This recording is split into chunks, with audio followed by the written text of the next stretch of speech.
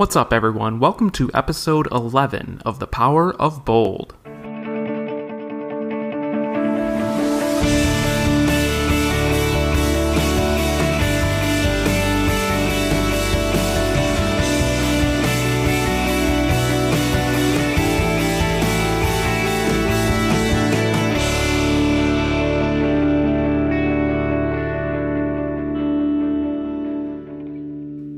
Hey everyone, welcome to The Power of Bold.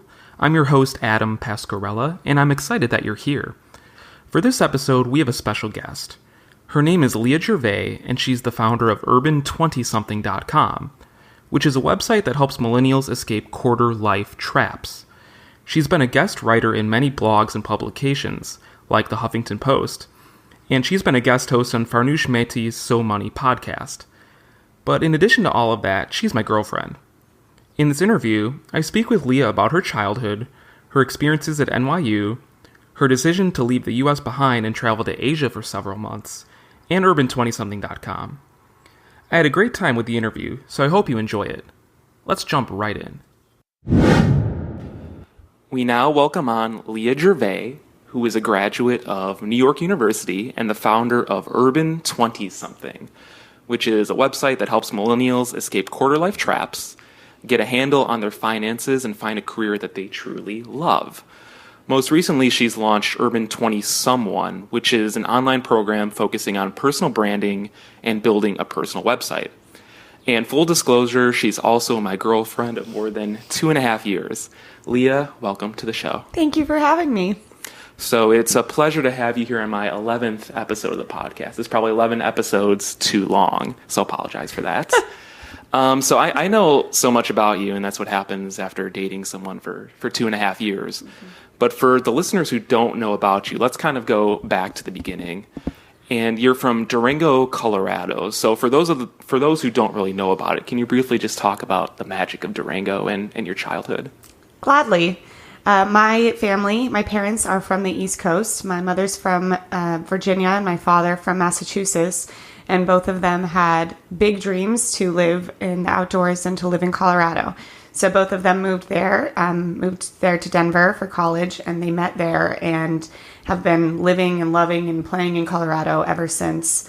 Though they met in Denver, they moved to Durango, which is a much smaller town in southwest Colorado, quite far from Denver, when my sisters and I were very young, and so it's definitely home to us. And it's very isolated, very different than New York, where I live now. But it's very beautiful and very outdoorsy, and I miss it all the time. Very cool. And I've visited twice so far in our relationship, and I enjoy it immensely. It's a really cool place. If you haven't gone, you should check it out. Absolutely. So when you were little, what were your interests and hobbies? What were you really interested in? I was really interested in dancing. That was definitely the first love of my life and what I thought I wanted to do with my life. And even though Durango was a small, isolated town, we actually had a very good dance studio. We competed around the southwest of the United States. And so I was very fortunate to have a decent dance training. Other than that, I did like outdoor things. I grew up skiing. We have a nice river in our town. I loved to tube and hike and hang out with my family. Right. And so when you were little, from what I know about you, after 2.5 years, you were always interested in coming to New York. Yeah. Your blog is called Urban20Something. It's for millennials mostly living in cities, but it's not exclusively based for them. But when you were growing up, where did this interest from New York come from? What really fascinated you about it? I started because I wanted to be a ballerina. I was so in love with dance. And of course, if you want to pursue really any art, New York is the place, or one of the places, but for dance, it was the place to be. And because I had relatives in Connecticut and Massachusetts, where my father's from, I was fortunate enough to visit New York a lot growing up. And I think like a lot of younger kids, I dreamed about it when I was younger, living here, and I just never grew out of it. And even as I strayed away from dance, my love for New York just took different forms. Mm-hmm. And what do you think separates like New York from some other major cities in the U.S.?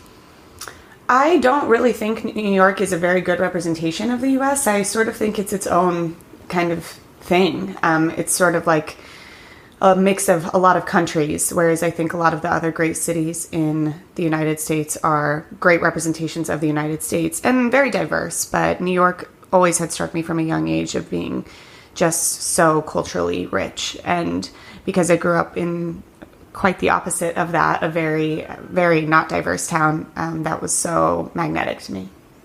Right, and we currently live on the lower or Upper East Side, full disclosure, and you can tell even just walking the streets around here how diverse the city is. It's really unlike anything else out there. Yeah. And so eventually you move to New York City, and then you attend New York University, which is pretty cool. And so what was the dream at that point? What were you trying to accomplish? I know you said you were interested in dance when you were younger. Was that dream still alive for you, or were you trying to focus on something else at that point? At that point, I had given up dance as a career. I originally was drawn to NYU because of their dance program. They have one of the best in the country. And so I wanted to go for that. But once I had given up dance, which I continued to dance through college even a little bit. I was on the college dance team. But once I had given it up as a potential profession, I was about 16. So I was in high school still, but I still wanted to go to New York. And I also studied abroad for a year in high school in France. And so it was more important to me than ever to be somewhere where I could speak French or get to France easily and be somewhere a little more culturally diverse. I went to NYU because I had still always wanted to come to New York and go to NYU, even if not to do their dance program. And I attended their Gallatin School of Individualized Study, which was so amazing to me. I had never heard of anything like it when I was looking into colleges. And for those of you who aren't familiar, it is a school at NYU where you can design your own major. And NYU has such profound schools within the school itself. The Stern School of Business is one of the best in the world. The Tisch School of the Arts is one of the best art schools in the world. And Gallatin, the school I went to, was the only way you could take classes from different schools within NYU. So that was extremely important to me. And I had a lot of interest in nonprofit work and in human rights work. And then I also had a lot of interest in law. And I joined the Pre-Law Society, and I thought I wanted to go to law school. And because I thought I wanted to go to law school, I was really comfortable creating my own major, which was very loose and not necessarily a trade, because I knew that I was going to go to graduate school after. So I thought this was the time to explore maybe what kind of law I would want to do, or just other interests that I had.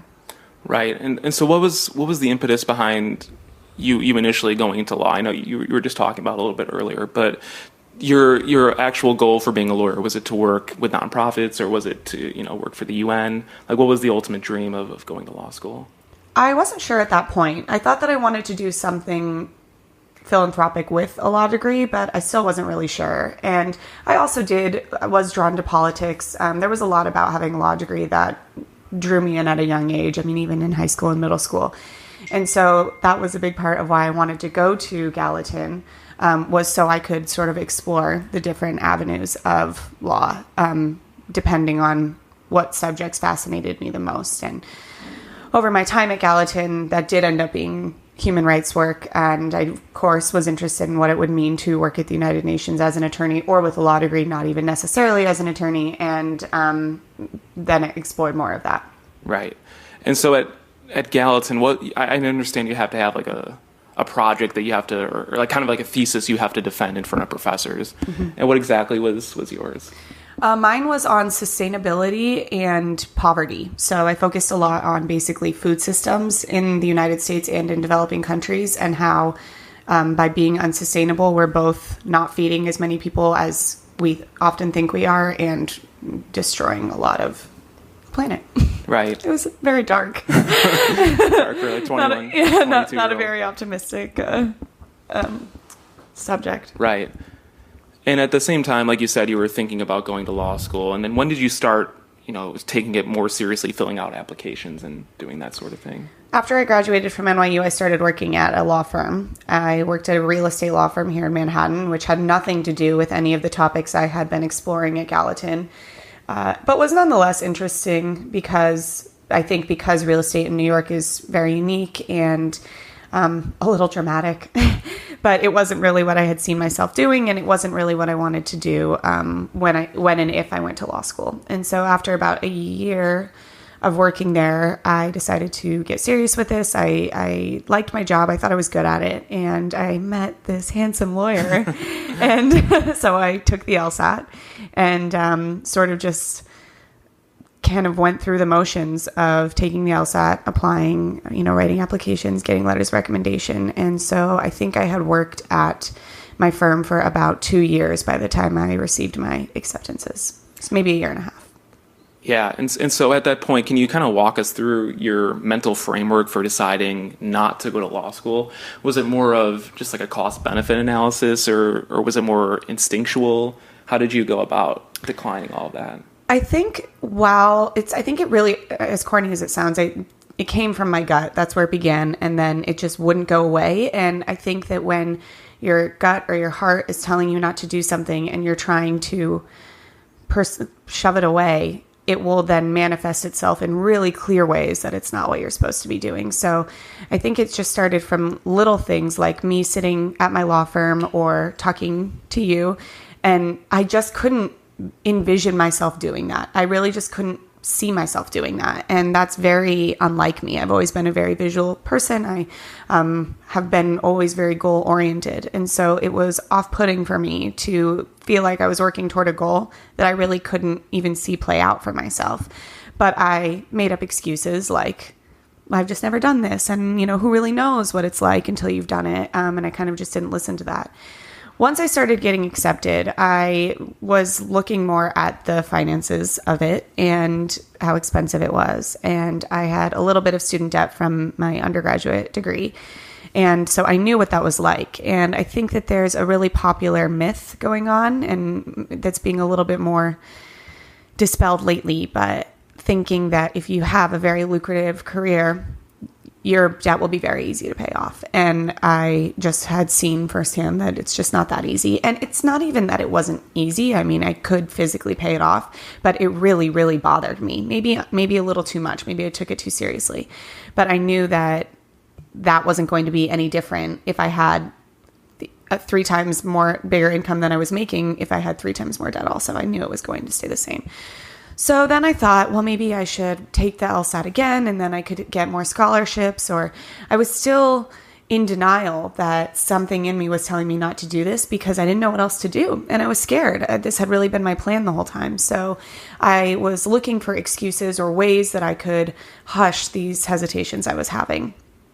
But then more things started coming up and I started looking at how young I was and some of the things I wanted to do in my life in my 20s that I felt like I wasn't going to be able to do if I went to law school. So it was a very hard decision. I would say that when I got accepted to the first school I got accepted to in January, I didn't have to know or give any final decisions until May. So I really had quite a bit of time, too much time, to think this through and lose sleep and cry because I didn't know what to do.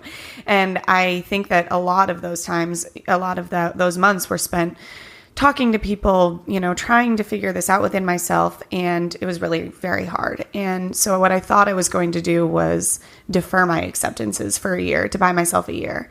And then I had already been accepted and I wouldn't have to do the application process again. And then I could either go or not. But what I had realized from all the torment I had gone through from such a good problem to have, whether or not I should go to law school, is that too much choice is not a good thing all the time. And I thought that by deferring my acceptances, I was just going to overcomplicate the next year. I had already seen how hard it had been and I didn't see it getting any easier. So I simply declined. And once I did that, all those months of confusion and inner turmoil totally went away. And what I was supposed to do from there became so clear. Yeah, and it's really interesting how you went about that process, because once you start, even just taking the LSAT or even submitting an application to some of these law schools, it's just so easy to stay on that path and not really question what you're doing, whether it's right in the first place. And that's a very brave thing to do, just to totally cut it off and take a risk even after you've gotten accepted. It's even tougher at that point. So I totally give you credit for that. And so after you made that decision, were you kind of like freaking out? Like, what was going through your mind? Not nearly as much as I thought I was going to. I think I was so afraid to say no because I didn't know what else I wanted to do. I didn't really know how else I could get to sort of the big dreams I had for myself, or how I could really help people, or how I could afford to live in New York for the rest of my life. All those things that I had, whether true or not, made myself believe that going to law school could fulfill for me.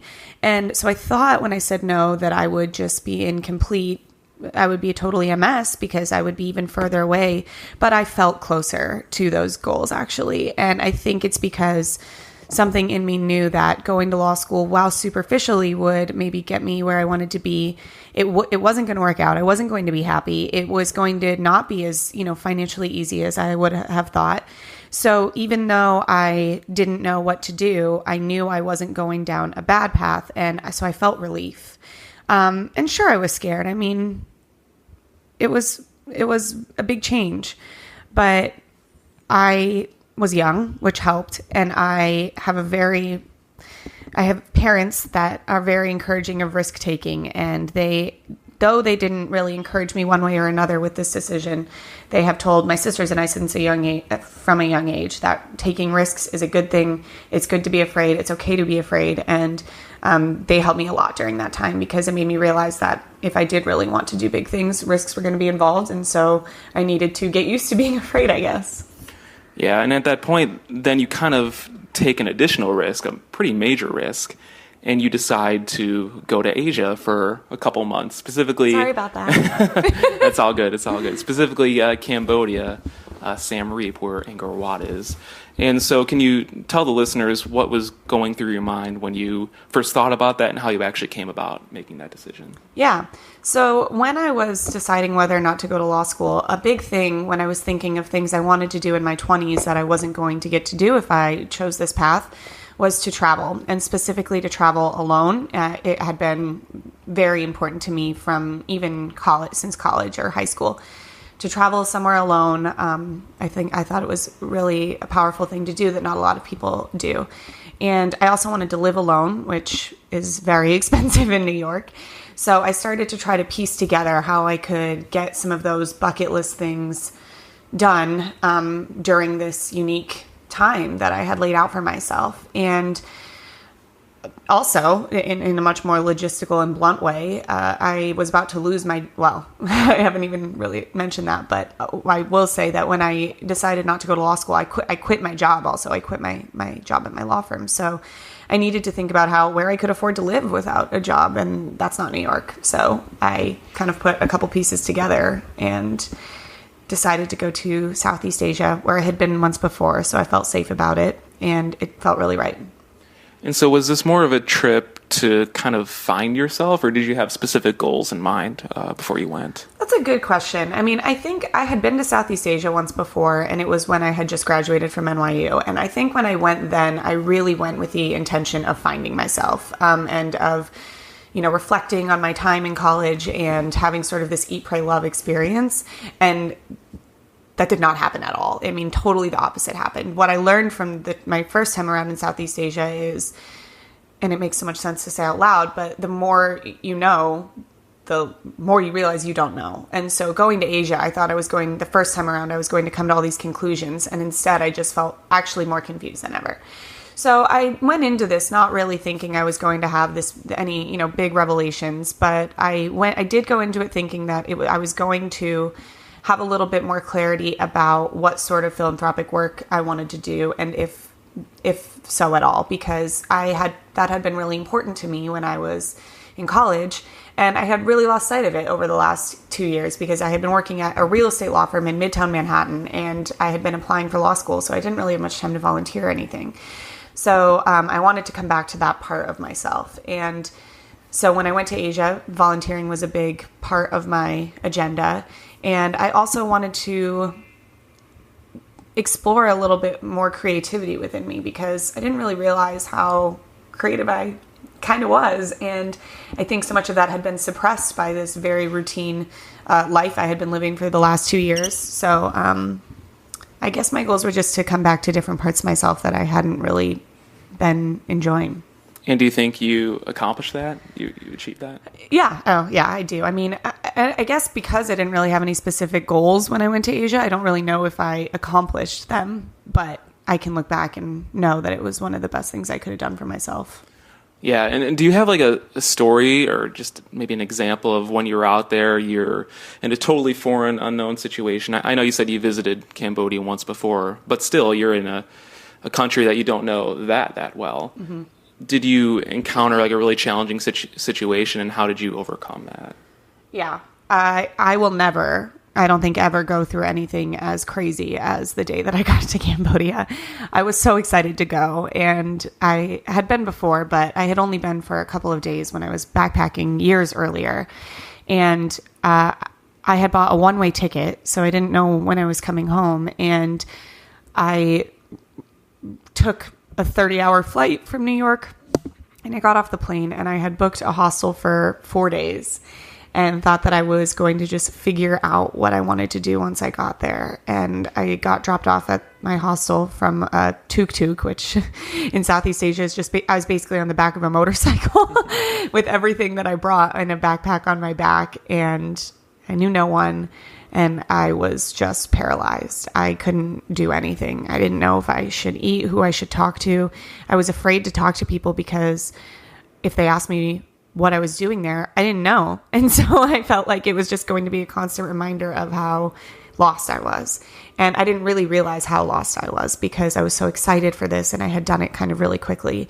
And those first couple of days were very, very difficult. And I think the hardest part was feeling like I couldn't really talk to anyone about it because even my friends and family from home, either they had never really been in that situation, or they would have loved to have been in that situation and did not want to hear my complaints about having too many hours in the day or not knowing what to do in a foreign country, and I don't blame them. I get it. I understand that a lot of people would have loved to have been in those shoes, and I was grateful to be in them, but I was very lost and confused and alone. Yeah, and you were literally alone out there too. I mean, everything was on you. Yeah. Even if you were feeling scared, you had to figure out a solution to whatever problem you were facing and just act. You had to take action. And so I give you major credit for taking that risk and going over there. And while you're over there, like you said, you volunteer. You're also being a little more creative. But then eventually you want to come home, and you're looking for a job in New York, and you ultimately land one at your current position at Philanthropy New York. And you're one of the few people, if another person I know, that has found a job in New York while being in Asia, let alone Cambodia. So how did you actually do that? Because I think that's pretty rare. Yeah, it was very scary. Before I had gone to Asia, when I was debating whether or not I should go to law school, I did apply to a couple other jobs at nonprofits or foundations here in New York, where I thought maybe I could work for a year and buy myself a little time, and I didn't get any job. And it's like embarrassing to say out loud, but I was employed, I had a good degree, and I didn't get anything. So when I decided I wanted to come home from Asia, I thought, how am I going to do this? I mean, I'm unemployed and at the time I was in Bangkok. So, I just thought I had all these things working against me, and it was very scary, but I, knew I had to get back here somehow. So I got creative and did a lot of research and cried a lot and, invested a lot of time and money and energy into figuring out how to make my resume and my application and myself stand out online. And luckily we do live in an ever increasing digital world where, though it is helpful to live in New York or wherever you want to work, and it is helpful to know people, the power of the internet and what you can do with it is big. So I knew I just had to put all my eggs in that basket. That's all I had. Yeah, and when you're in that position, how can you really tilt the odds in your favor? Like what actionable tips would you give people if they're, not even necessarily abroad, but in the U.S. trying to find a job in a city that they don't live in? I know you say you need to leverage the internet and things like that, but what specifically can they do? Very simple. The best thing I did was make a website for myself, a personal website that is my first and last name.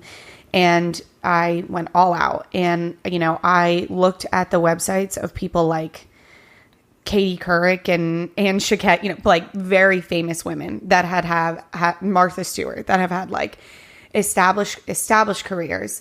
And I looked at their websites and I just thought, I'm going to do that. I'm going to make one of those for myself. I'm going to make something that has all of my accomplishments, that has, my own voice, that has different ways to get to know me, right there, so that it's easy for anyone who looks at it to feel like they have this personal, maybe not relationship yet, but they have an idea of who I am. And even if you are applying for a job if you work in a big company and you're applying for a job within that company, you should still have this, because it makes all the difference of someone opening an email with a job application and you being with the other 100 applications that have the same format, and them opening an email, seeing a link right there to a website you created for yourself, and your face is right there. And within 30 seconds, they had a face to a name. And I am very confident that that's how I got the jobs that I did when I was in Asia. It wasn't just the job I have now. I got offered more jobs than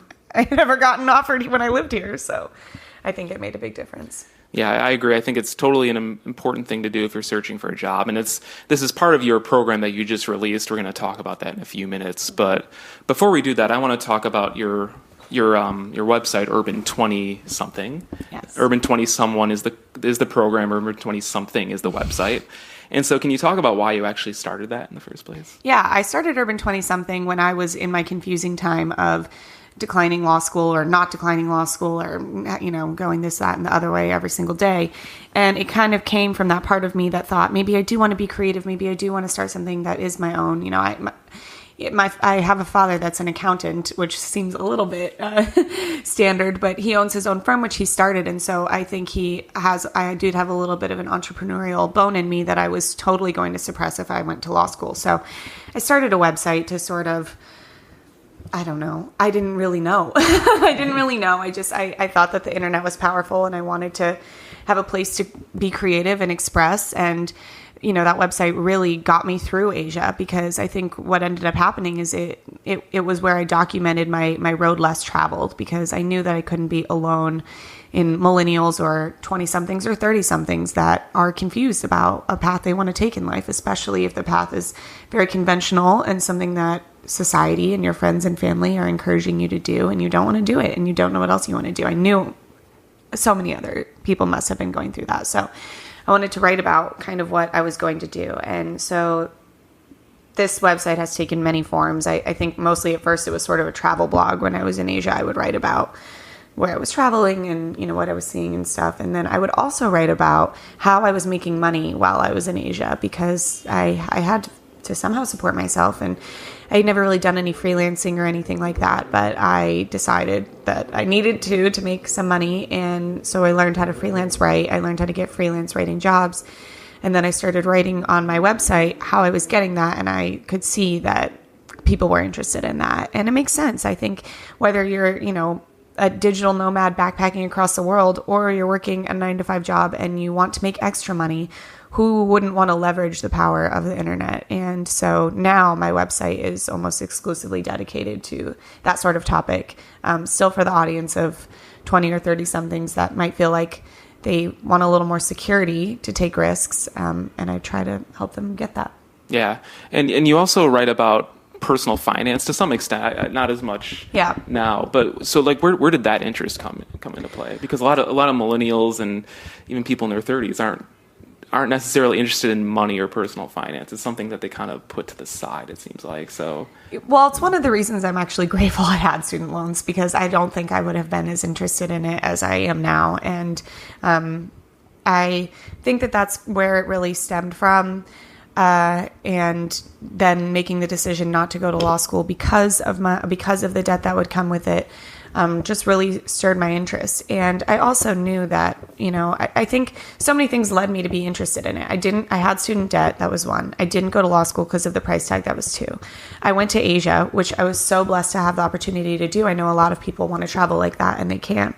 And the only really way, I kind of had to figure out how to manage the little savings that I had. I hadn't planned on doing this for months, so I didn't have a ton of cushion, and I had to learn how to make extra money.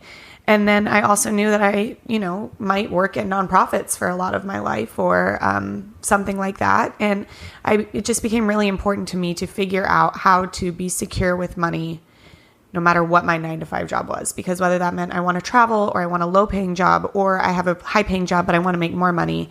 I just didn't like the idea of taking a job based solely on money. So that's why I became so interested in it. Yeah. And so with that, and also just kind of the freelance work, making additional side income, I think that's really important for people now. And it's easier nowadays. But having said that, like, what's the most pressing challenge that you find millennials have when they're trying to do these sort of things? Like what struggles do they encounter when they're trying to make extra money? When they're trying either to make extra money or trying to, create a budget or trying to become more literate in personal finance. Like, what are the struggles that they encounter? I think so many people, I think our parents' generation grew up with money so differently, and I think people are really afraid to talk about it. And I think that that's one of the biggest struggles. I also think that, I don't want to get into a whole tangent on what millennials do or don't have, but we do have a ton of debt, a ton of student loan debt. And so I think that the biggest challenge is dealing with that student loan debt and figuring out how to do it. And then tying, your own personal finance into that. I think a lot of people just feel like they can't save for retirement, or they can't invest, or they can't buy a home until their debt is done. And so I think that our generation is suffering because of that. Yeah. Yeah. And I agree with all that. And so if we could just transition to the program, Urban20Something, and this is about, personal branding, right? I mean, if you were going to sell it to me, how would you sell it? So Urban20Something is named as such because you're going to be the one, you're going to stand out. You're going to stand out in the urban environment or rural, wherever you are. It basically walks through exactly what I just talked about how to build your own personal website and how to leverage it for your career or really whatever it is you want to use. And so when I was doing a lot of work in personal branding, because I knew I needed to brand myself to get a job, it became so clear to me that having this website is the glue of any brand. And it makes sense. I mean, even think about like Apple. Their website is kind of what holds them together. It's how they manage their appointments. It's how they sell their products. It's how they, like how you can find where their stores are. Websites are sort of like, well, not even sort of, they're online stores. So brands, either have an in-person store or a website. So you as your personal brand is no different. So I guess I got on a little bit of a tangent, but this course is a thorough personal branding course with the building of your website being about the focus of about 75% of it. And it teaches really the why of why personal branding is so powerful. And then also the how. I go through all the tech. I know I was terrified of building a website when I first built mine, and I still don't even feel like I'm that tech literate. But if you break it down, which I do very closely, anyone can do it. And so it cultivates a personal website and then teaches you how to use that to sort of build your own brand's empire, whether you want to do that through social media or whether you want to get a job or whether you want to start freelancing more or whether you want to, meet people and find a community of more like-minded people. This website has the power to get you there. And I touch on a little bit of that throughout all of that, but it's most thoroughly building a website. Yeah, and I've got to say the tech element is the one thing that was tripping me up when I started creating my personal website. I was building it on WordPress, and your course or your program talks about WordPress a lot, right? I do use WordPress. You don't have to use WordPress. I definitely recommend it. It's the cheapest option for being like a sophisticated website. Free ones I don't think are a great idea, but they exist. Yeah, and so there's this idea, you probably disagree with it, but this idea that, personal branding is kind of slimy. You're just trying to sell yourself, you're kind of being pushy about what you want people to understand or know about you instead of just kind of taking a more passive approach. Like, do you agree with any of that? Or I understand where you're coming from, but I understand where that point of view is. I know that you're not personally so much of that belief, but I do understand that. And look, it's not always comfortable. It's not comfortable for people that are trying to do it. You don't want to feel slimy either. And, I'm not alone in that just because I love this topic. There's certainly times when I, feel like I might be putting myself out there a little too much or it's a little uncomfortable, but things aren't handed to you. You have to go for them. And I think that this is just a prime example of how you can do that. And you don't want to lose opportunities because you were too afraid of being passive. And I think that the power and the amazing part of a personal brand is that you get to decide what parts of you want to really bring forward. And, that's not to say you shouldn't be yourself. Of course you're going to be yourself, but there's a lot of opportunity in emphasizing the parts of you that you are the most proud of and that you have worked really hard to achieve. And I don't think that there's anything slimy about that. Yeah. And I agree. I was just trying to play a little devil's advocate there. So like, what's the ultimate objective for the students of your course? Is it building, their own personal website, or like what's success in their minds?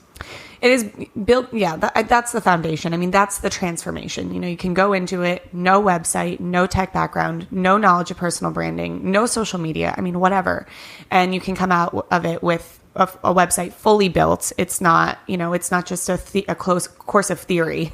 It's step by step going through it. So in the least, you will have a personal website when you come out of it. Now, what you want to use that website for, totally up to you. For me, that website was a great vehicle to get the job that I have now, which I love, love, love my job. And I don't know if I would have gotten it if I hadn't really positioned myself in this way.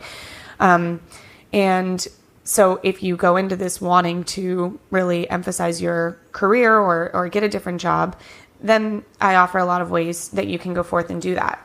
But I by no means think that you need to be looking for a job to create one of these or to get new opportunities or benefit from it.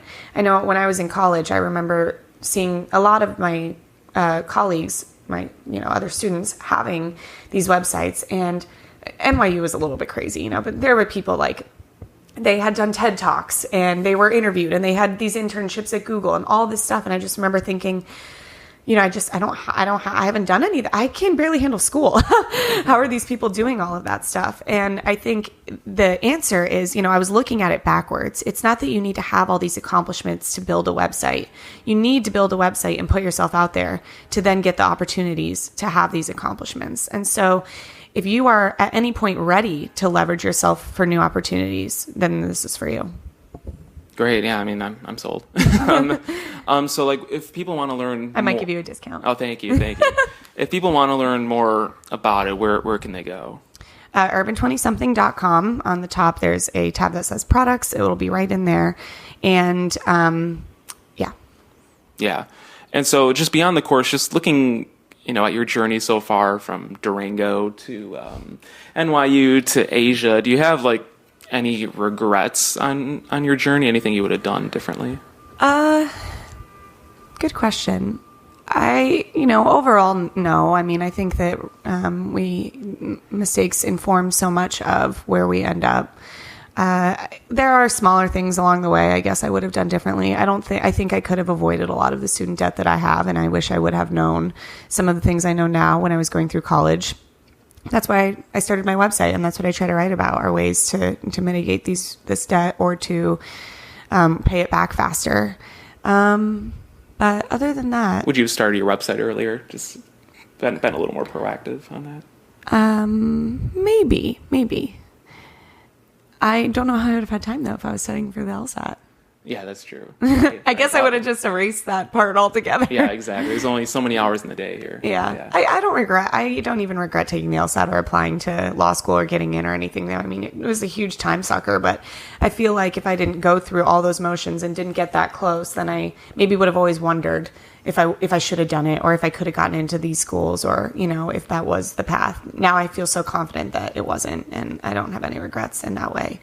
But I have to say, one of my coworkers is applying to business school, and she's talking about taking the MBA, and I'm like, oh my God, I can't take another test for at least 5 years. Yeah, right. I blocked out that part of my life. A little trauma from that. Yeah, right. Yeah. And you always hear the quote, like, you can't connect the dots going forward, you can only connect them going back. So yeah. I tend to agree with you on that. Like it's hard to have any regrets in your journey just because you don't know where you're going to end up. Yeah. And everything leads to a certain point. Are you happy where we've ended up? I am. I am.